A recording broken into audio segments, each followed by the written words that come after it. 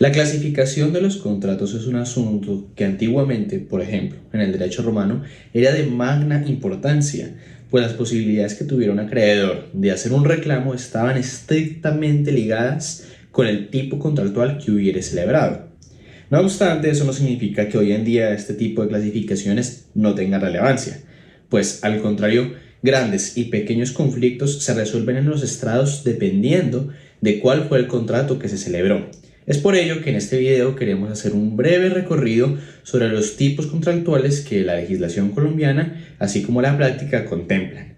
Es por ello que vamos a empezar por los contratos reales, solemnes y consensuales. En un contrato consensual y una real encontramos una de las más grandes diferencias cuando estamos hablando de una obligación de dar. ¿Por qué?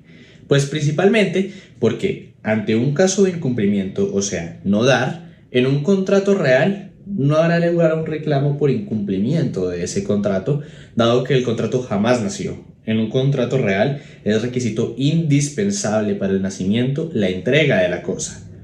Algo que no ocurre en un contrato consensual, en donde si bien aunque no se haya entregado, ya existe un contrato, por lo tanto se puede alegar que hubo un incumplimiento, ya que este efectivamente nació en la vida jurídica.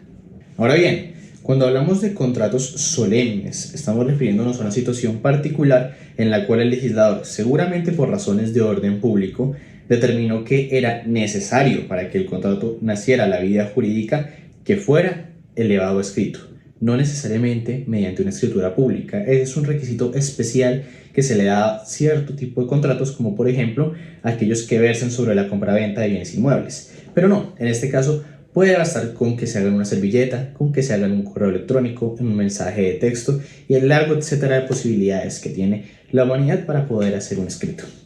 Entonces, para que este tipo de contratos puedan llegar realmente a ser vinculantes, debieron haber sido por ambas partes elevados a un escrito. Otra división que se puede hacer para los contratos es entre onerosos y gratuitos. Esta división cobra una especial importancia cuando hablamos de materia tributaria, pues como bien sabemos a las empresas les gusta obtener exenciones reportando donaciones. Derecho concursal y algunas restricciones que pone, por ejemplo, el derecho de familia para los negocios, en este caso gratuitos, entre verbo y gracia, un padre y un hijo. Entonces, en ese sentido, ¿qué es esto?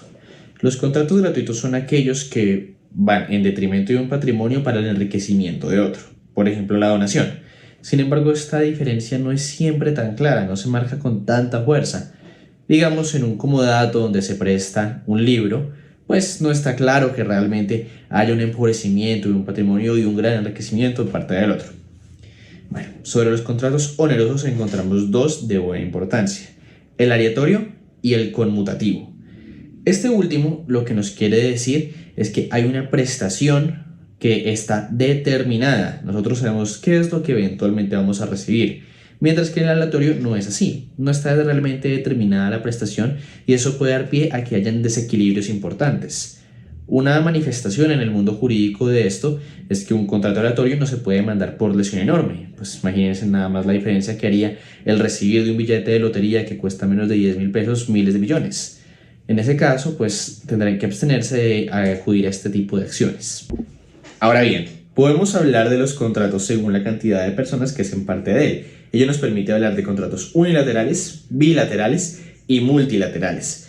Los unilaterales, contrario a lo que uno podría pensar, no son contratos en los que uno se obliga consigo mismo o que solamente hay una persona en ellos, sino que son contratos, sí, con más de una persona, pero en la que solo una es la que está obligada. Un ejemplo curioso de ellos son los contratos reales, en los cuales, cuando yo doy, no estoy realmente satisfaciendo la obligación que nació de ese contrato, sino que estoy haciendo que ese contrato nazca a la vida jurídica. Pues como bien sabemos, los contratos reales tienen ese requisito para su existencia, el entregar la cosa.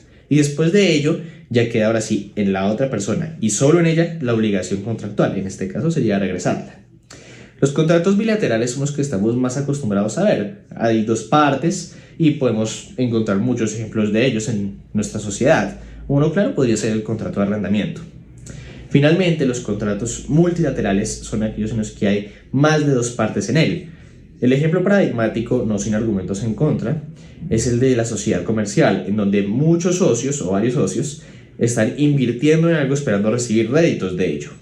También podemos hablar del contrato de leasing, en donde nuevamente con posibles argumentos en contra podría decirse que el solicitante, el proveedor y, por ejemplo, el banco están haciendo parte de la misma relación contractual, por lo cual sería un contrato multilateral. Los contratos de ejecución instantánea son los que en una sola ejecución se agota la razón de ser del contrato.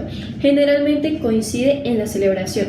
Un ejemplo de esto es la compraventa. Entonces, ante una situación de incumplimiento, esta se resuelve ante el juez de la República a petición de la contraparte cumplida. Ahora bien, los contratos de ejecución sucesiva son en donde la prestación del contrato se mantiene de manera paulatina en el tiempo.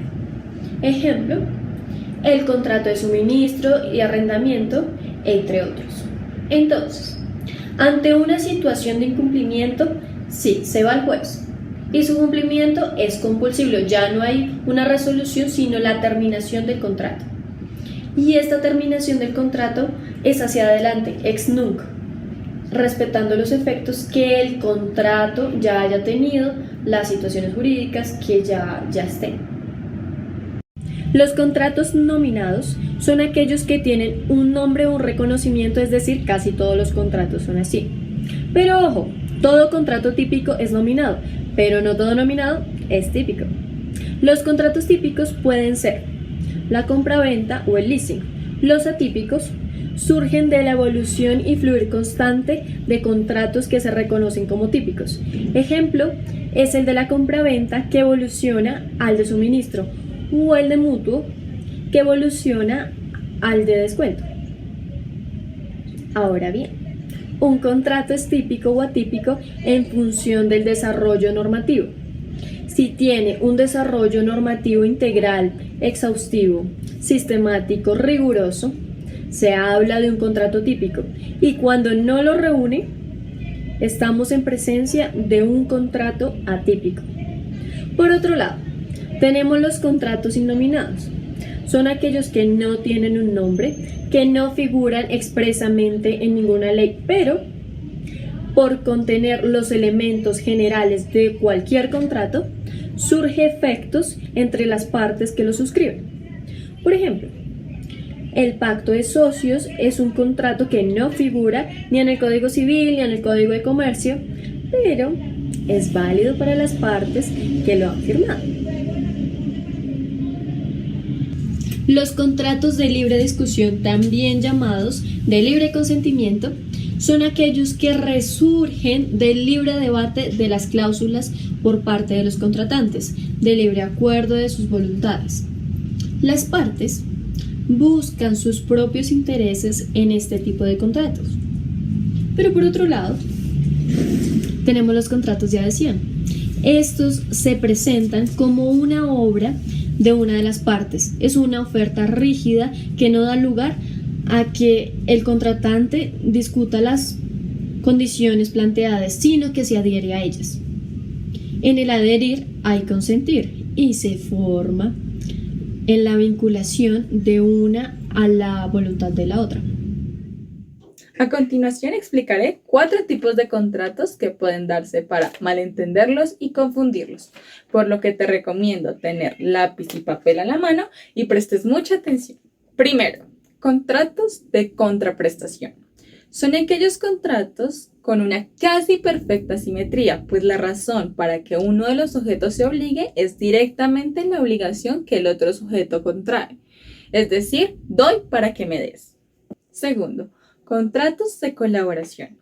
Este caso no resulta necesariamente equilibrado o simétrico como lo fue el caso anterior, pues el objetivo de este tipo de contratos es que entre 2 o más sujetos persigan un mismo objetivo, aun cuando los aportes de estos sujetos no sean los mismos, por los que haya un desequilibrio.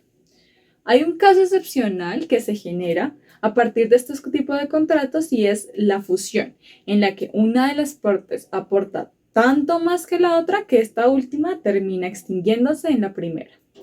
Tercero, contratos garantizados. Son aquellos contratos cuyo objeto está respaldado y cubierto por algún tipo de garantía. Estos tipos de garantía pueden ser reales, personales o de primera demanda. El ejemplo más claro que podemos ver de este tipo de contratos es la fianza o la codeudora, dos garantías personales. Pues, terceros se comprometen a asumir el objeto contractual en caso de que el sujeto deudor no lo haga.